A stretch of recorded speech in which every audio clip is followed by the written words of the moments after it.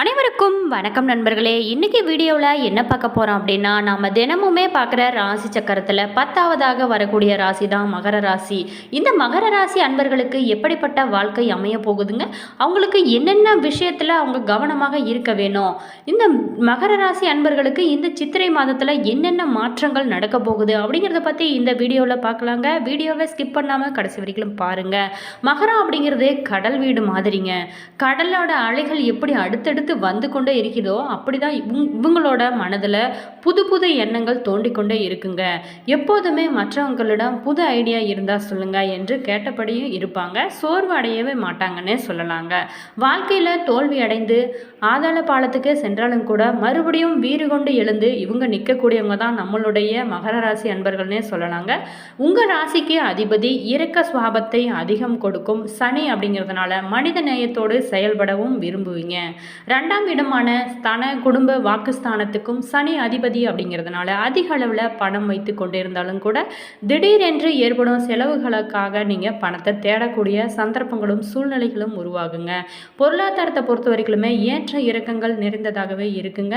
வாழ்க்கை துணையை பற்றி சொல்லும் 7 இடத்துக்கு அதிபதியாக சந்திரன் வருகிறார்னே சொல்லலாங்க. உங்களுடைய வாழ்க்கை துணை கலாசரணை மிக்கவராக இருக்குங்க. உங்களை விடவும் நிதானமாக யோசித்து செயல்படுவங்களாக இருப்பாங்க. உங்களுடைய வேகமான செயல்பாடுகளை விவேகத்துடன் சமாளிப்பாங்க.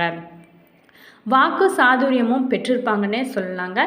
10ஆம் இடத்துக்கு அதிபதியாக சுக்கிரன் வரதுனால வாழ்க்கையின் மத்திய பகுதியில் சொந்த தொழிலில் இறங்குவீங்க. அதே மாதிரி தொழிலில் ஈடுபட்டு நல்ல ஒரு லாபங்களும் சம்பாதிக்கக்கூடிய காலகட்டமாக தான் உங்களுடைய ராசிப்படி இருக்குன்னே சொல்லலாங்க.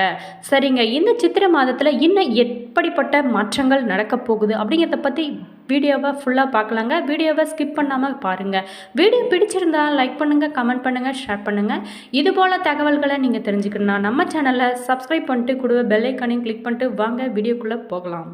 இந்த மகர ராசியோட அதிபதி யார் அப்படின்னா சனி பகவானே சொல்லலாங்க. மகர ராசிகளில் எந்த லக்கணத்தை சேர்ந்தவங்களாக இருந்தாலும் சரிங்க, அவங்களுக்கு லக்கணத்திற்கு 10ஆம் இடமான மகரம் பல்வேறு பலன்களை தரக்கூடியது. சித்திரை பிறந்தாச்சுங்க. மகர ராசி அன்பர்களுக்கு சூரியன் 4ஆம் இடத்துல இருக்கிறாரு. அரசு வாகன யோகங்களும் இந்த மாதத்தில் உருவாகுங்க. அரசு பள்ளி ஆசிரியர்களுக்கு சம்பளங்களும் அதிகரிக்கும். செவ்வாய் 5ஆம் இடத்துல இருக்கிறதுனால உல்லாச பயணம் செல்வீங்க. வீடு மனை நிலம் சம்பந்தப்பட்ட தொழில் ரொம்பவே சிறப்பாகவே இருக்குங்க. புதன் 4ஆம் இடத்துல இருக்கிறாரு. தாய் மாமனுடன் நல்லுறவு உண்டாகும். காலகட்டத்தில் புதியதாக வீடு மனை கட்டக்கூடிய யோகங்கள் அமைய போகுதுங்க. குரு உங்களோட ராசிக்கு 9ஆம் இடத்துல இருக்கிறதுனால கடவுள் பக்தியும் இந்த நேரத்தில் அதிகரிக்கும். திருக்கோயில் நற்பணிகளுக்காக நன்கொடைகளும் இந்த காலகட்டத்தில் நீங்கள் கொடுப்பீங்க. சுக்கிரன் உங்களோட ராசிக்கு 3ஆம் இடத்துல இருக்கிறாரு. புதியதாக வீடு கட்டி குடியேற போவீங்கன்னு சொல்லலாங்க. பெண்களால் பல நன்மைகளும் உங்களுக்கு உண்டாக போகுதுங்க. உங்களோட ராசிநாதன் சனி உங்களோட ராசிக்கு 12ஆம் இடத்துல இருக்கிறாரு. தொழில் தொடர்பாக வெளிநாடு செல்லக்கூடிய சந்தர்ப்பங்களும் ஏற்படுங்க. தொழிற்சாலை முதலீடுகளும் அதிகரிக்கும்.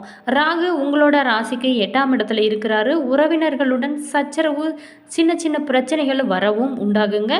அதனால் மனதில் பாரம் அதிகரிக்கும். கேது உங்களோட ராசிக்கு 2ஆம் இடத்துல இருக்கிறாரு. பணவரப்பு பொறுத்த வரைக்குமே அதிகரிக்கும். குடும்பத்தில் சந்தோஷங்களும் அதிகரிக்குன்னே சொல்லலாம். மகரம் ராசி உத்திராடம் 2, 3, 4 பாதத்தில் பிறந்த நீங்கள் எடுத்த முயற்சியில் எல்லாமே வெற்றி என்ற நிலையோடு வாழும் உங்களுக்கு இந்த சித்திரை மாதமானது நிதானமாக செயல்பட வேண்டிய மாதமாக அமைய போகுதுங்க. சுகஸ்தானத்தில் சஞ்சரிக்கும் சூரியனால் உடல் ஆரோக்கியத்தில் சங்கடங்களும் ஏற்படவும் வாய்ப்பு இருக்குது. மறைமுக எதிர்ப்புகளால் நெருக்கடிகளும் உருவாகுங்க. இதுவரை நன்றாக சென்று கொண்டிருந்த வேலைகள் அனைத்துமே தடை தாமதம் என பல பிரச்சனைகளும் ஏற்படவும் வாய்ப்பு இருக்குங்க. ஏப்ரல் 26 வரைக்குமே லாபஸ்தானத்தில் சஞ்சரிக்கும் ராகு வரவினையும் அதிகரிப்பார். எந்த பிரச்சனை வந்தாலுமே அதை உங்களால் சரி செய்து கொள்ள முடியுங்க. தொழில் வியாபாரம் நல்ல ஒரு முன்னேற்றம் இருக்கும். பணியாளர்கள் மிகவும் கவனமாக செயல்படுவது நல்லது. உங்களோட வேலையில் மட்டும் கவனமாக இருக்க வேணுங்க. சுக்கிரன் சஞ்சாரம் சாதகமாக இருக்கிறதுனால எதிர்பார்த்த வரவுகளும் இந்த நேரத்தில் இருக்குங்க. கணவன் மனைவிக்குள்ள இணக்கங்களும் உருவாகும். அதே நேரத்தில் குடும்ப வாக்குஸ்தானத்தில் சனி சஞ்சரிப்பதுடன் ஏப்ரல் 26 முதல் ராகுவும் சேர்றதுனால குடும்பத்தில் பிரச்சனைகள் உருவாகவும் வாய்ப்பு இருக்குங்க. பண வரவை பொறுத்த வரைக்குமே இந்த காலகட்டத்தில் உங்களுக்கு குறைவாக இருக்குங்க. கொடுக்கல் வாங்கல்ல நெருக்கடிகளும் ஏற்பட வாய்ப்பு இருக்கிறது அப்படிங்கிறதுனால வரவு செலவில் மிகுந்த கவனம் செலுத்துறது ரொம்பவும் சிறந்ததுங்க. வார்த்தைகள் வழியாக எதிர்ப்பு உண்டாக வாய்ப்பு இருக்கிறதுனால பேச்சில் சற்று கவனமாக நீங்கள் செயல்படுறது ரொம்பவும் முக்கியம்னு சொல்லலாங்க. சப்தம ஸ்தானத்தில் சஞ்சரிக்கும் செவ்வாயும் நெருக்கடிக்கு ஆளாக்குவார். தேவையில்லாத அடுத்தவங்க விஷயத்தில் தலையிடுறது ரொம்பவும் தப்புங்க. அதனால் உங்களுக்கு பல பிரச்சனைகளும் உருவாக வாய்ப்பு இருக்குங்க. நீங்கள் சற்று கவனமாக இருக்கிறது ரொம்பவும் முக்கியங்க. 5ஆம் இட குருவால் மாணவர்களுக்கு எதிர்பார்த்த கல்லூரியில் இடங்களும் கிடைக்க வாய்ப்பு இருக்குங்க. விவசாயிகள் இந்த காலத்தில் கூடுதல் கவனத்தோடு செயல்படுவது ரொம்பவும் நல்லதுங்க. அரசியல்வாதிகள் பேச்சில் கவனமாக இருக்க வேண்டுங்க. பரிகாரமாக கோமதி அம்மனை வழிபட நல்லது உண்டாகுன்னு சொல்லப்படுது. திருவோணம் நட்சத்திரத்தில் பிறந்த உங்களுக்கு இந்த மாதமானது முன்னேற்றம் ஒன்றையே குறிக்கோளாக கொண்ட உங்களுக்கு பிறக்கும் இந்த சித்திரை மாதம் கவனமாக செயல்பட வேண்டிய மாதமாக அமைய போகுதுங்க. மே 11 வரைக்குமே குரு பகவான் 5ஆம் இடத்துல சஞ்சரித்து 9, 11ஆம் இடங்களையும் ராசியையும் பார்க்கறதுனால வருகின்ற சங்கடங்கள் வந்த வழி தெரியாமல் போகுன்னு சொல்லலாங்க. பெரிய மனிதர்களோட உதவி, பணப்புழக்கம், சந்தோஷம், செல்வாக்கும் இருக்கும். 2ஆம் இடத்துல சஞ்சரிக்கும் கர்மகாரகனும் ஏப்ரல் 26 முதல் அங்கு சஞ்சரிக்க உள்ள ராகுவும் அதே நாளில் அஷ்டமஸ்தானத்தில் சஞ்சரிக்க போகும் கேதுவும் உங்களோட ராசியை அப்படியே புரட்டி போடுவாங்க. பல வகையிலும் உங்களுக்கு பல பிரச்சனைகளும் வரவும் வாய்ப்பு இருக்குங்க. அதே மாதிரி உடல் உபாதைகளும் ஏற்படவும் வாய்ப்பு இருக்குது. சில பேர்த்துக்கு வாகன விபத்தையும் சந்திக்க வேண்டி இருக்குங்க. சப்தம ஸ்தானத்தில் சஞ்சரிக்கும் செவ்வாய் ராசியை பார்க்கறதுனால துணிச்சலாக செயல்படுவீங்க. இடம் நிலம் வகையில் சில பிரச்சனைகள் தலையெடுக்குங்க. நீங்கள் சற்று எச்சரிக்கையாக இருக்கிறது ரொம்பவும் சிறந்ததுங்க. தொழிலில் முன்னேற்றம் இருந்தாலும் கூட மறுபக்கம் பிரச்சனைகளையும் சந்திக்க வேண்டி இருக்கும். வியாபாரம், தொழில், உத்தியோகம் போன்றவற்றில் சரியான கவனம் செலுத்த முடியாமல் போகிறதுக்கான சூழ்நிலைகளும் உருவாகுங்க. பணியாளர்கள் இந்த மாதம் மிகவும் கவனமாக இருக்க வேண்டிய மாதமாகத்தான் இந்த மாதம் அமைய போகுதுங்க. சட்டத்திற்கு புறம்பாக அதிகாரத்தை பயன்படுத்த வேண்டாங்க. எந்தவித சிபாரிசுக்கும் இடம் கொடுக்க வேணாங்க. அதனால் பல சங்கடத்திற்கும் ஆளாகவும் வாய்ப்பு இருக்குங்க. அது மட்டும் இல்லாமல் பிள்ளைங்களோட நலனில் அக்கறை உண்டாகும்.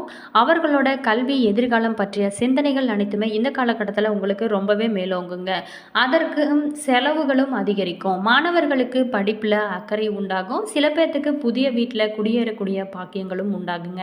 இந்த காலத்தில் மனம் அலைபாயாமல் இருப்பது மிகவும் அவசியங்க. குடும்பத்தினரை அனுசரிப்பதும் தம்பதிக்குள்ள ஒற்றுமையாக இருப்பதும் நெருக்கடிகளை சமாளிக்கும் வழியாக சொல்லப்படுதுங்க. மேலும் இந்த மாதம் இன்னும் சிறப்பாக அறிய ஸ்ரீ பிரம்மபுரீஸ்வரரை வழிபட வாழ்வில் வளம் உண்டாகுன்னு சொல்லப்படுதுங்க. அவிட்டம் 1, 2ஆம் பாதம் எந்த நிலையிலுமே எடுத்த வேலைகளை முடித்திட வேண்டும் என்ற குறிக்கோளோடு வாழ்ந்து வரும் உங்களுக்கு இந்த சித்திரை மாதம் ஒரு பக்கம் நெருக்கடியும் மறுபக்கம் ஆதாயமும் கலந்த மாதமாகத்தான் அமைய போகுதுங்க. செவ்வாய் 7ஆம் இடத்துல சஞ்சரிக்கிறதுனால எதிர்பாராத பிரச்சனைகள் தலையெடுக்குங்க. உங்களோட உடல்நிலையிலும் ஏதேனும் பாதிப்புகளும் உருவாகவும் வாய்ப்பு இருக்குங்க. அவசரமாக சில வேலைகளில் இறங்கி அதனால் சட்ட சிக்கலுக்கு ஆளாகக்கூடிய சந்தர்ப்பங்களும் ஏற்படவும் வாய்ப்பு இருக்குங்க. வம்பு வழக்கு என்ற நிலையும் சில பேர்த்துக்கு ஏற்படவும் வாய்ப்பு இருக்குங்க. இந்த நேரத்தில் மே 11 வரைக்குமே பஞ்சமஸ்தானத்தில் சஞ்சரிக்கும் குரு உங்களுக்கு கவசமாக இருக்கிறாரு. என்ன வந்தாலுமே அதை சமாளிக்கக்கூடிய சக்தியும் உண்டாகுங்க. அப்படின்னாலுமே ஏப்ரல் 26 முதல் தன குடும்ப வாக்குஸ்தானத்தில் ராகுவும் அஷ்டமஸ்தானத்தில் கேதுவும் சஞ்சரிக்க இருப்பதுனால குடும்பத்தில் நெருக்கடிகளும் ஏற்படவும் வாய்ப்பு இருக்குங்க. விரைவில் தடைகள் உண்டாகுங்க. உடல்நிலையில் பாதிப்புகளும் தோன்றுங்க. இல்லை அப்படின்னா உங்களோட செல்வாக்கு அந்தஸ்தில் இறங்கும் முகம் உண்டாகும். ஏப்ரல் 30 முதல் புதன் சாதகமாக சஞ்சரிப்பதுடன் லாபஸ்தானத்தில் குரு பார்வையும் இருக்கிறதுனால எதிர்பார்த்த பணம் அனைத்துமே கைகளுக்கு வருங்க. வியாபாரிகளுக்கும் கலைஞர்களுக்கும் புதிய ஒப்பந்தங்களும் இந்த காலகட்டத்தில் கிடைக்கப்பெறும்னு சொல்லலாங்க. கடினமான நிலையையும் சமாளிக்கும் சக்திகளும் அதனால் உங்களுக்கு உண்டாகும். இந்த காலத்தில் பணியாளர்கள் தங்களோட வேலையில் நேர்மை, கவனமாக செயல்படுவது ரொம்பவும் சிறந்ததாக சொல்லப்படுதுங்க. வியாபாரிகளை பொறுத்த வரைக்குமே கணக்கு வழக்குகளில் கவனமாக இருக்க வேணுங்க. வயதானவங்களுக்கு உடல்நிலையில் கூடுதல் அக்கறை செலுத்துறது ரொம்பவும் முக்கியங்க. குலதெய்வ, இஷ்ட தெய்வ வழிபாடு உங்களை பாதுகாக்கும்னு சொல்லப்படுதுங்க. சுக்கிரன் மாதம் முழுவதுமே 3ஆம் இடத்துல இருக்கிறதுனால எதிர்பார்ப்பு அனைத்துமே பூர்த்தியாகுங்க. பொன் பொருள், கணவன் மனைவிக்குள்ள இணக்கங்களும் இனி வரக்கூடிய காலங்களில் உண்டாகுங்க. அதே மாதிரி நீங்கள் மேலும் இந்த மாதம் ரொம்பவும் சிறப்பாக அடைய திருவா திருவாலங்காடு காளியை வழிபட சங்கடங்கள் அனைத்துமே தீருங்க. இந்த வீடியோவில் மகர ராசி அன்பர்களுக்கு எப்படிப்பட்ட பலன்கள் அமைய போகிறது அப்படிங்கிறத பற்றி பார்த்துங்க. வீடியோ பிடிச்சிருக்குன்னு நினைக்கிறேன். வீடியோ பிடிச்சிருந்தால் லைக் பண்ணுங்கள், கமெண்ட் பண்ணுங்கள், ஷேர் பண்ணுங்கள். இதுபோல் தகவல்களை தெரிஞ்சுக்க நம்ம சேனலை சப்ஸ்கிரைப் பண்ணிக்கோங்க. ஜோதிட ரீதியான ஏதாவது டவுட் இருந்துச்சுன்னா டிஸ்கிரிப்ஷனில் நம்பர் இருக்குது, கால்